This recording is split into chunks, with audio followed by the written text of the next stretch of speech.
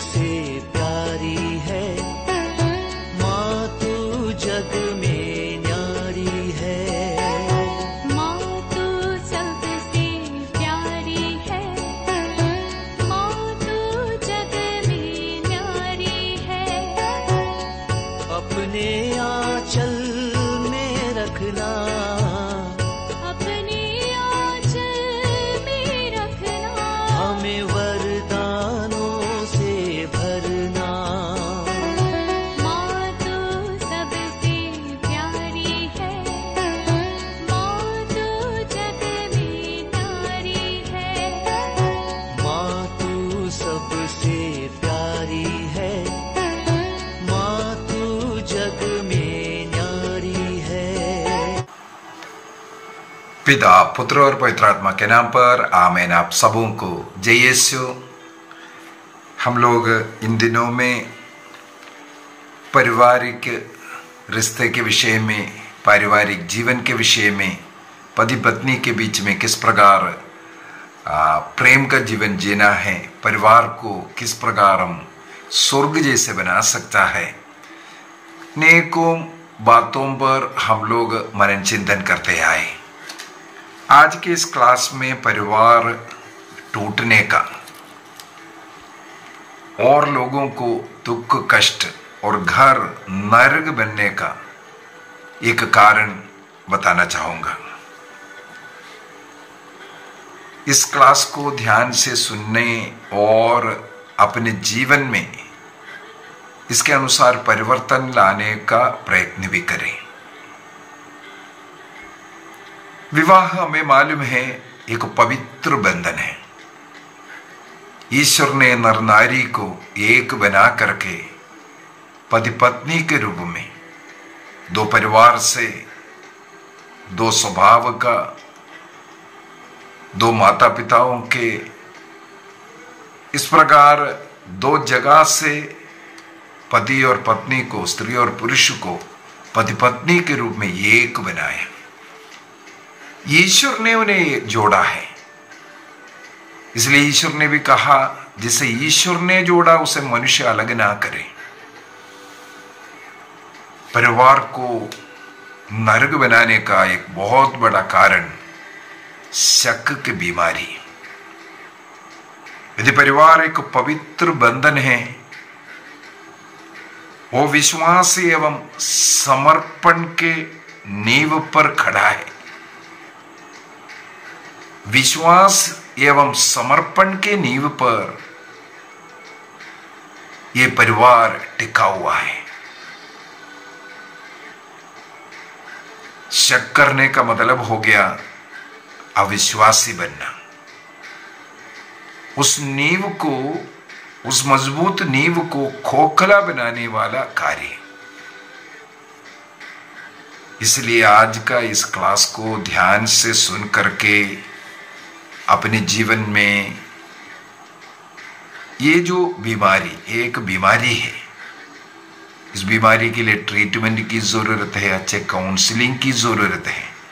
Problem एक ही है, जो इस बीमारी के गुलाम हैं वो उसको मानते नहीं है, उसको स्वीकार नहीं करते। वो जो कह रहे हैं वही सत्य है बोल करके लड़ने में। यदि विवाह विश्वास का और समर्पण के नींव पर खड़े हैं, इस प्रकार एक पवित्र बंधन है, उसको बर्बाद करने का मुख्य कारण चाहे स्त्री में चाहे पुरुष में एक बीमारी आ जाता है। वो परिवार नरक तुल्य हो जाएगा। उसमें कौन कौन? एक तो पति पत्नी, वो रिश्ता टूट रहा है।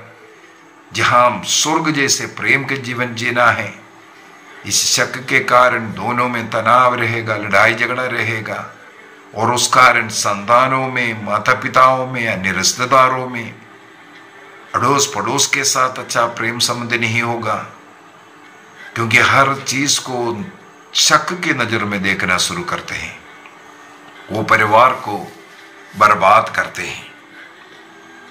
कुरिन्थियों का पहला पत्र उसके अध्याय 13 वाक्य 4 से 7 तक मैं पढ़ना चाहूंगा। संत पौलुस कुरिन्थियों को लिखते हुए कहते हैं, जहां प्रेम है वहां सहनशीलता है, जहां प्रेम है वहां एक दूसरे के ऊपर दया करेगा, दया दिखाएगा। जहां प्रेम है दूसरों से ईर्ष्या नहीं करते हैं, वो घमंड नहीं करते, ढींग नहीं मारते। प्रेम अशोभनीय व्यवहार नहीं कर सकता, अपना स्वार्थ नहीं बल्कि दूसरों के भलाई का कार्य सोचने वाला है प्रेम। प्रेम झुंझुलाता नहीं और ना बुराई का लेखा रखता है। वह दूसरों के पाप से नहीं बल्कि उनके सदाचरण में प्रसन्न होता है।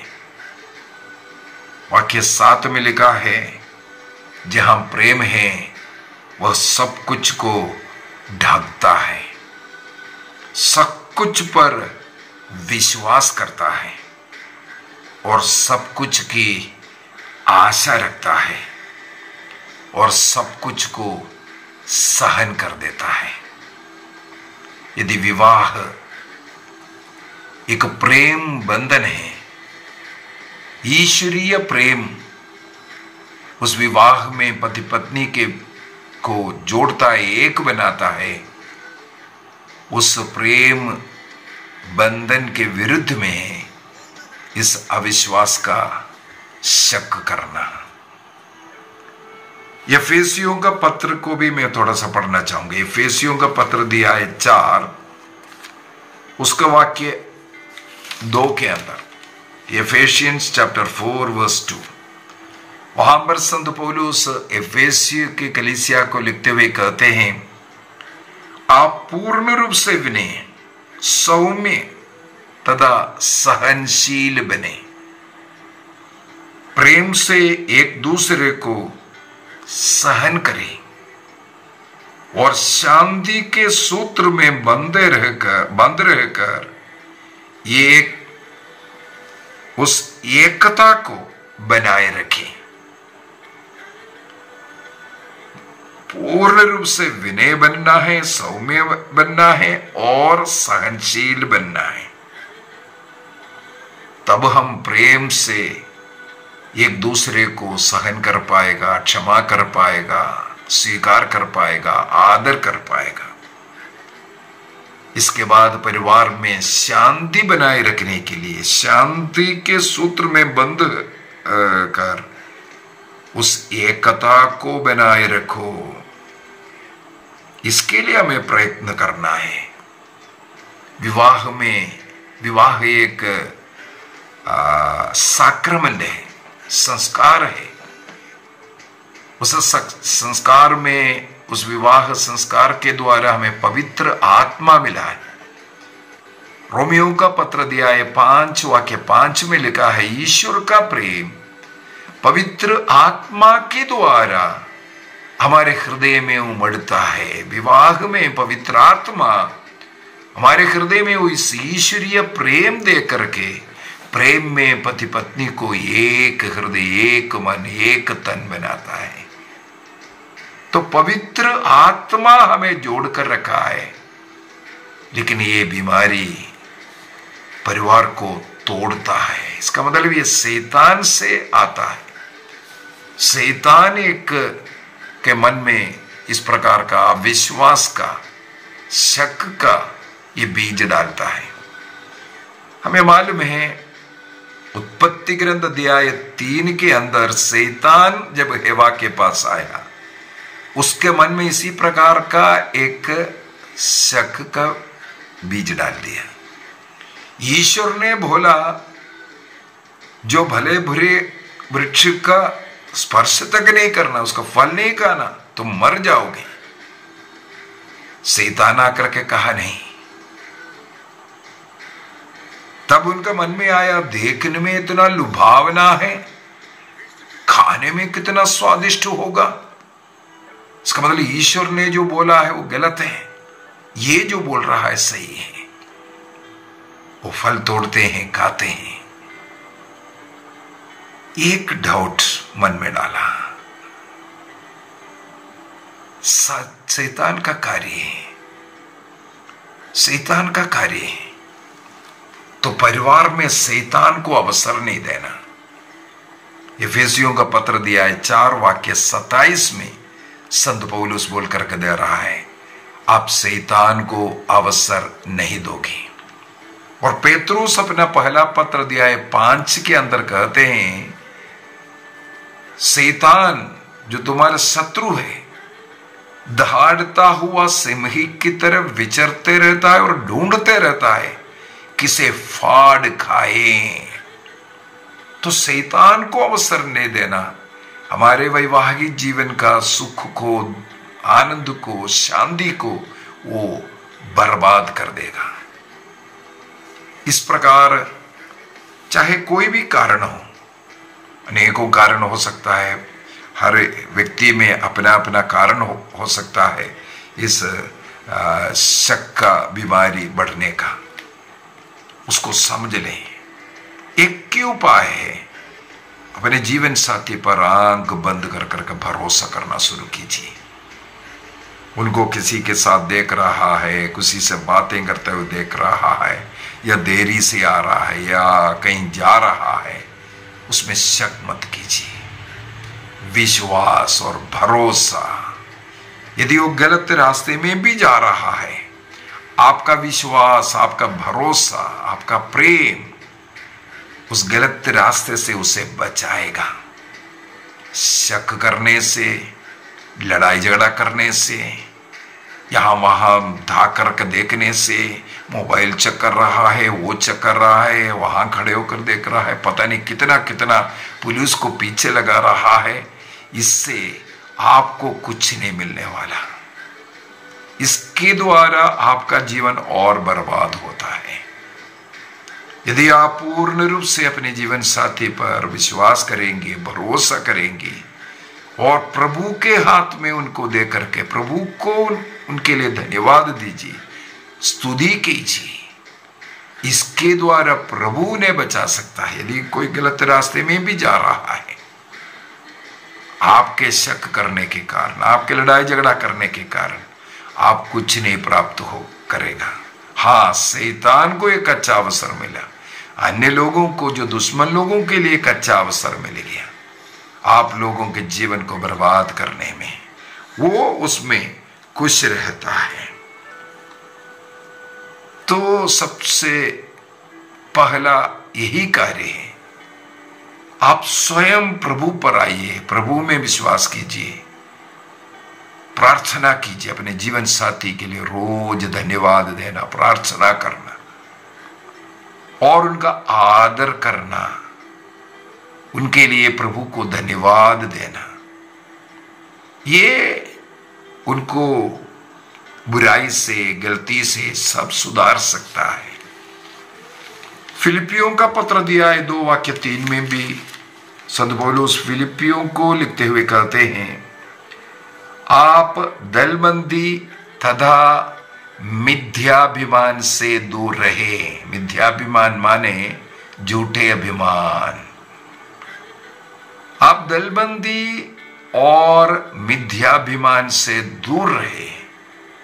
हर व्यक्ति नम्रता पूर्वक दूसरों को अपने से श्रेष्ठ समझे। यही है दूसरों को मान सम्मान देने का तरीका। दूसरों के प्रति हमारे मन में एक भय, एक रेस्पेक्ट की जरूरत है। रेस्पेक्ट से बात कीजिए, रेस्पेक्ट देना सीखिए। अपने को विनम्र करने की जरूरत है। जहां विनम्रता है वहां प्रेम उत्पन्न होता है। इसलिए संत पौलुस एफेसियों का पत्र दिया है 5:21 के अंदर कहते हैं, हम मसीह के प्रति श्रद्धा रखने के कारण एक दूसरे के अधीन रहे। मसीह के प्रति श्रद्धा रखने के कारण हमारा परिवार एक मसीही परिवार, एक क्रिस्तीय परिवार होने के कारण हमें एक दूसरे के अधीन रहना, एक दूसरे का आदर देना, एक दूसरे का मान सम्मान करना, प्रेम इसमें उत्पन्न होता है। दूसरों के ऊपर दोषारोपण करते हुए नहीं, उन्हें इच्छा दिखाते हुए नहीं, उनकी बुराई करते हुए नहीं, उनकी कमियों को अन्य लोगों को बताते हुए नहीं, इसमें शैतान खुश होता है, परिवार नष्ट होता है। वैवाहिक जीवन में कुछ प्रिंसिपल, कुछ नियम बनाना है, एक दूसरे का प्रेम करने का, एक दूसरे का आदर करने का, एक दूसरे का बुराई ना करने का, निंदा ना करने का, और अपने जीवन साथी के विषय में किसी से कोई भी दोषारोपण, ना अपने मायके, ना अपने दोस्तों से, ना अपने बच्चों से हमें नहीं बोलना है। हमें सहन करना, क्षमा करना, प्रेम करना और प्रभु को अपने जीवन साथी के लिए धन्यवाद देना शुरू करना है। मिलकर के प्रार्थना कीजिए, सबसे उत्तम तरीका।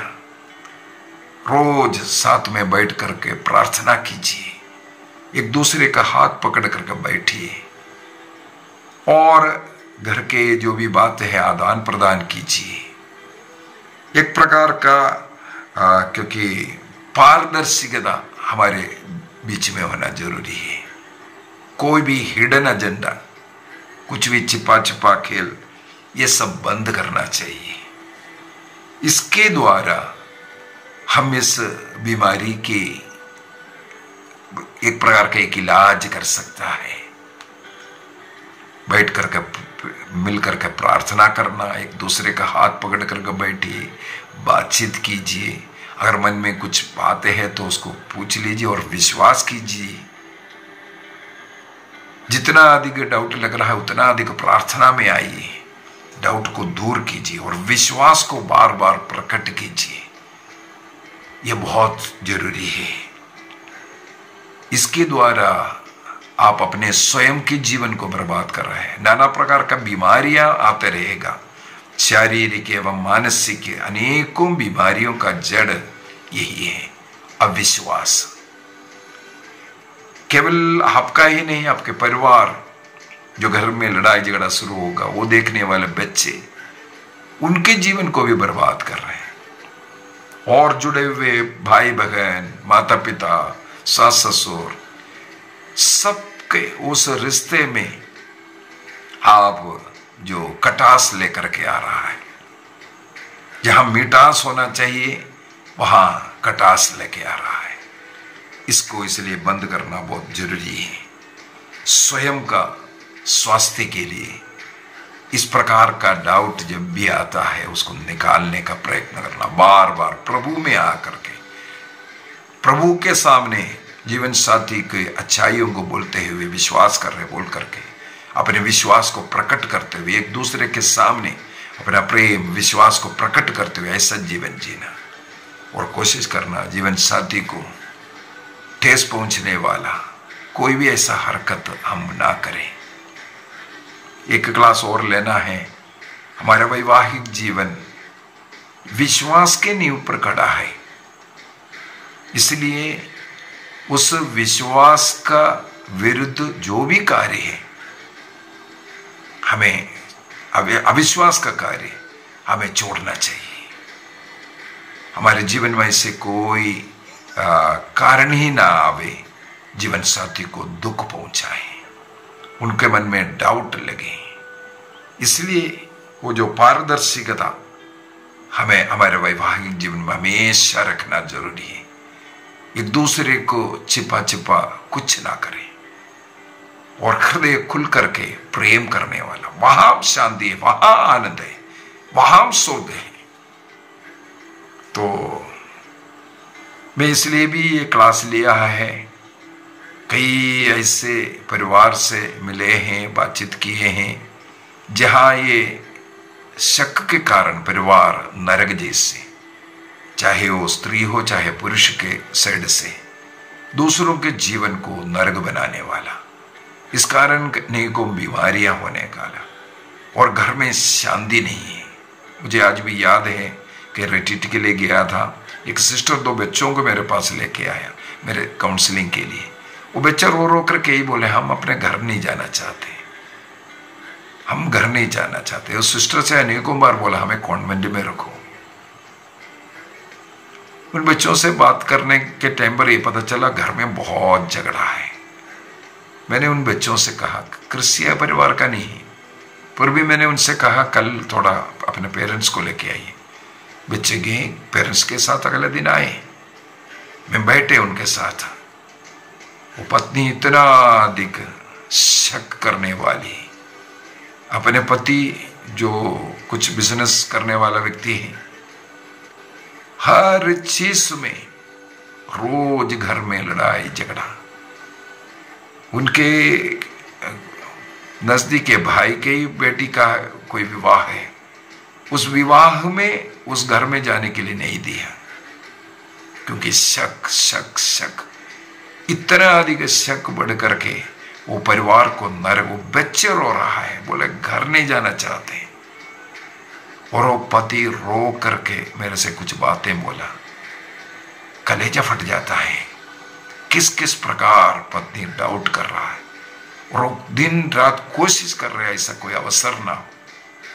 अपने भाई की बेटी के शादी में इसलिए नहीं गया, बोला इसका डाउट दूर होने दो, मेरे जाने से उसका डाउट बढ़ता है, इसलिए नहीं गया। ऐसे ऐसे अनेकों घटनाएं, अनेकों लोगों का जीवन घर नरक बन करके बैठा हुआ है।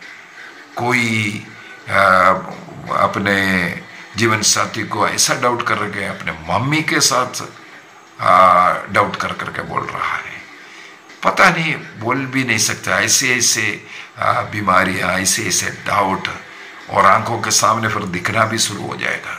मतलब वो मेंटल इतना इफेक्ट हो जाता है, एक प्रकार का एक पागलपन जैसे हो जाता है। इसलिए हमें बचना है, इस बीमारी से बचना है। और परिवार को नरक बनाने वाला एक बीमारी से ट्रीटमेंट भी है, और बार बार काउंसलिंग कीजिए, प्रार्थना कीजिए, मिल करके प्रार्थना कीजिए घर में, इससे हम बाहर निकल सकता है। आइए अपनी आंखें बंद करें, अपने परिवार के लिए, अपने जीवन साथी के लिए, अपने माता पिता के लिए, बच्चों के लिए, सबके लिए प्रार्थना कीजिए। प्रभु को धन्यवाद दीजिए, विवाह के पवित्र बंधन में प्रभु ने हमें जोड़ा है। विश्वास एवं समर्पण के नींव पर यह परिवार टिका हुआ है। एक दूसरे के लिए समर्पण, एक दूसरे के लिए विश्वास, जीवन के अंत तक विश्वासी जीवन साथी बनकर रहने का निर्णय करें, और शैतान को जीवन में अवसर ना देने का निर्णय करें। जिस परिवार में भी इस प्रकार का शक का बीमारी है, उन लोगों को प्रभु के पवित्र लहू के शक्ति एवं सामर्थ्य के द्वारा मन परिवर्तन की कृपा मिले, चंगाई मिले। प्रभु ऐसे परिवारों को आशीष दे, कृपा दे। पिता, पुत्र और पवित्र आत्मा के नाम पर आमीन। आप सबों को जय यीशु।